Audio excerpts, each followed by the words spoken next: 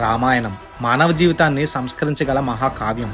రామాయణం మానవ హృదయాల నుంచి ఎప్పటికీ చెరగని కావ్యం. అమ్మా నాన్నల అనురాగం, అన్నాతమ్ముల అనుబంధం, భార్యాభర్తల సంబంధం, గురుభక్తి, శిష్యానురక్తి, వినయంతో ఒదగడం, వివేకంతో ఎదగడం, ఇలా జీవితంలో అన్ని బంధాలను పట్టి చూపిస్తుంది రామాయణం. రామాయణం కేవలం ఒక కథే కాదు, మన ఇతిహాసం, మన జాతి చరిత్ర, మన సాంస్కృతిక సంపద, సర్వశాస్త్ర శాసనం, సర్వమానవ శిక్షణ శాస్త్రం. ఆ రామాయణాన్ని కొంతమంది కల్పితం అని వాదిస్తుంటే, కొంతమంది అది నిజం అని ఆధారాలతో నిరూపిస్తున్నారు. అలా నిరూపించి డాక్యుమెంటరీ రెడీ చేయడానికి ఇంతవరకు ప్రపంచంలో ఎక్కడా కూడా రీసెర్చ్ సెంటర్ అంటూ ఏమీ లేదు. ఇక ముందు ఆ రీసెర్చ్ సెంటర్ మన విజయనగరంలో రామనారాయణం కాబోతుంది. ఈ విషయంలో మన జిల్లా వారు ఎన్సెస్ చారిటబుల్ ట్రస్ట్ వారికి ఎంతగానో కృతజ్ఞతలు తెలుపుకోవాలి. ఆ వాల్మీకి రీసెర్చ్ సెంటర్ మన రామనారాయణం కేర్ ఆఫ్ అడ్రస్ అవడం ఎంతగానో సంతోషించదగ్గ విషయం.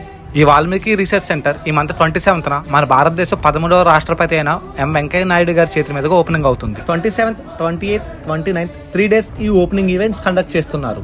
ఈ మంత్ 27th మార్నింగ్ ప్రపంచంలోనే మొట్టమొదటిసారిగా రామాయణంపై 4 భాషల్లో సాంస్క్రిట్, తెలుగు, ఇంగ్లీష్, హిందీలో రామాయణ మహాసదస్సు జరగబోతుంది. ఎందుకంటే ఎన్నో శాస్త్ర రత్నాల మహర్ణవం అలాంటి రామాయణం యొక్క ఆవశ్యకతను నేటి సమాజానికి పరిచయం చేస్తూ, రామాయణంలోని వివిధ కోణాలను జాతికి అంకితం చేసి, జాతికి శ్రీరామ రక్షణ నిలిచిన శ్రీరామాయణం కోసం ఒక వ్యవస్థను ఏర్పరిచి రామరాజ్యం వైపు ఈ భారతాన్ని తీసుకువెళ్లడమే ఈ వాల్మీకి రీసెర్చ్ సెంటర్ యొక్క ముఖ్య ఉద్దేశం.